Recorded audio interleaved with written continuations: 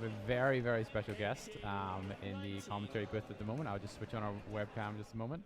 We have Paul here, and he's the head of the global head of Para Badminton.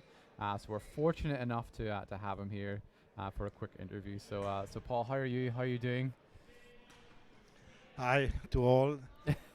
Thanks. I'm well, but just arrived, so I have not so much seen of the tournament. Mm-hmm. But what I have seen is really good performance, good athletes, and everything is well organized as usual. Yes. Here in Ireland, in Dublin. The organizer has really good experience now over the last 5 years. Number I of think. years, yeah. You have organized a tournament, and it's every year it's getting better. Yes. And you know where the weaknesses are, Yes. and everything is solved now, or Yes. more or less is solved. More, yeah. You could always improve something. Of course, you always look to improve. Yeah. Yes, Yeah. yes. And it's really a good team you have here.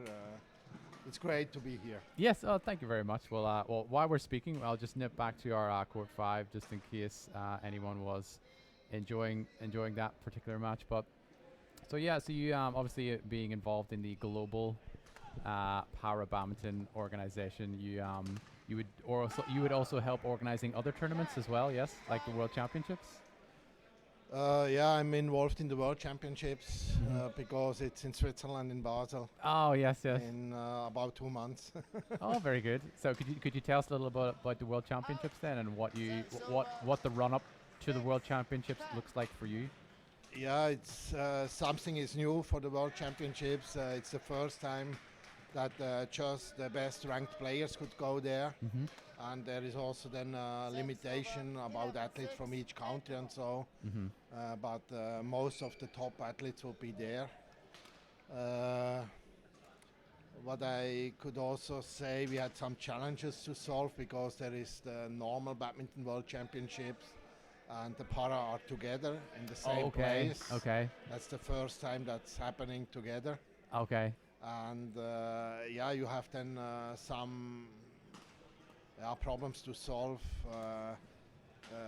The hotels are an issue because we need special rooms for the wheelchair users. Oh yes. And transportation is also always a problem. You need special taxis for the wheelchairs. Yes. All the standing players is the same as for another tournament. Yes, you There just is squish them into never a bus problem. and send them off. Yeah. And also we had a little bit problems about sponsoring, not about the sponsors themselves. It's more if it's one event or it's 2 events. Yes, just details, yeah. Just details like that. Some were not willing to pay for an additional amount for Yes. the Para. I see. They are already involved, and we are happy also that at the end the main sponsor, Total, is the main sponsor from the World Championships. Yes. He is now also the main sponsor for the Para That's World great. That's great Championships. news. So we are using more or less the same sponsors as in the normal BWF World Championship. Oh, that's great to see. That is great to see. So you're very excited for it again. Yeah, I'm also happy on the site visit. I could see the interest of the Total people who were there. Oh, fantastic! It's great to see. If you see with the enthusiasm, Yeah. they do it.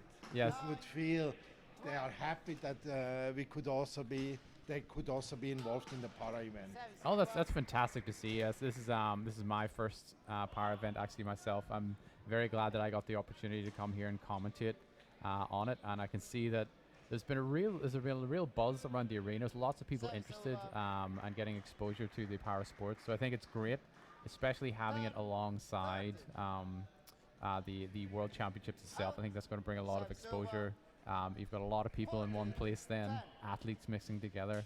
So I think it's great having both the events together, especially to help promote. And as we'll do our best here to as we're doing at the Irish Open to promote the Para sports as well. So it's great. It's fantastic to see, and it's good to hear that your sponsors are happy enough to cover both events and that. So then the next was after the World Championships. I think the event that everybody will be wanting to go to or at least watch will be, of course, the Olympics in Tokyo. So obviously you'll be very excited and very involved with that with on the run up to that and organizing it. So how have you found the initial build up to the Olympics from your point of view? Yeah, I have just to correct in one thing. It's the Paralympics for the disabled people. But Yeah. I understand you were involved from the other side a little bit more. Yeah, yes. But for the Paralympics, Yes. we are, everything is more or less ready. Mm-hmm. I have in about a month a second site visit Okay. where we could see the training venue for the para and the main venue for the Paralympics I've already seen, but Yes. it's under renovation. Okay. So it will look different when I'm Hopefully. the next Hopefully. time there. But it's a huge venue Yes. with maybe 9,500 seats or Ooh, so. it's really would be huge. amazing. Yeah, that'll be amazing once that's filled for the games. But I hope also that we have a lot of spectators, Mhm. and I'm sure the Asian will come and see Yes. para badminton. Yes. And I'm really happy that we could start in Japan. I think it's the best point Yes. where we got the most spectators. I think in the venue. Yes. It's the number one sport in Asia, I would say, is badminton. Yes. It's more important than in Europe or so. Yes, I know what you mean. And of course, it's a better starting point for us as it would be 4 years ago in Rio. Yes. Rio is not so interested in badminton. Yes, it's not. Yes, I understand what you mean. Whereas because of how big badminton is in Asia, you're going to get a lot more people traveling, wanting to try to get tickets for the event, traveling, watching the event. So yeah, I see it. That's a very good point actually to make about that. And also, I think Japan and the other Asian countries have a lot of athletes here at the Irish Open, which is great to see as well. Yeah, I have to say to qualify for the Paralympics, it's very hard for Very each difficult.